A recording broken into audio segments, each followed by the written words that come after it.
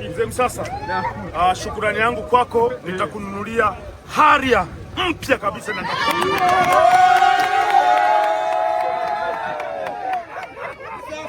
nitakununulia Harrier mpya, nitamkabidhi Thomas Msasa. Asante sana wana Msasa. Hongera sana.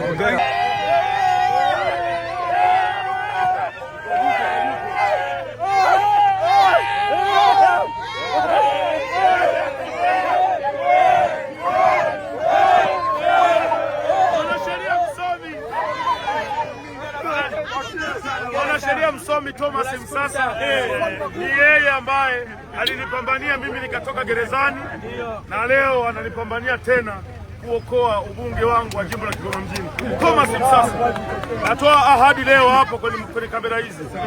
Mzee Msasa, shukrani yangu kwako, nitakununulia Harrier mpya kabisa na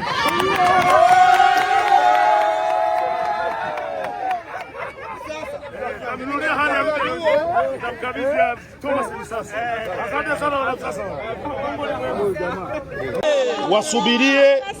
Wasubirie 2030 ili waje tupimane kwamba Baba Levo umepewa miaka 5, ulifanya hivi na hivi na hivi. Waje baada ya miaka 5 ya uongozi wangu. Lakini hivi kunisumbua, kutaka kesi hii imenigharimu mamilioni ya pesa, ambayo hizo pesa nilikuwa nawekeza kwenye kutengeneza madawati ili watoto wetu waweze kukaa.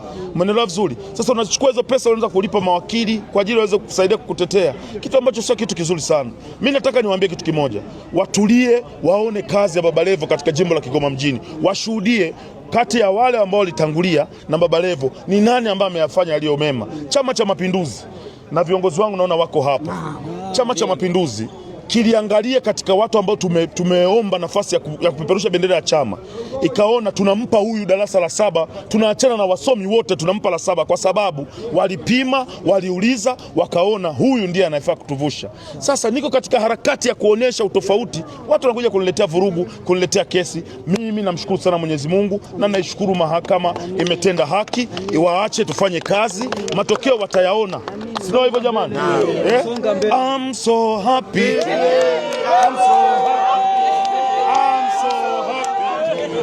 I'm so happy today. I'm so happy. I'm so happy.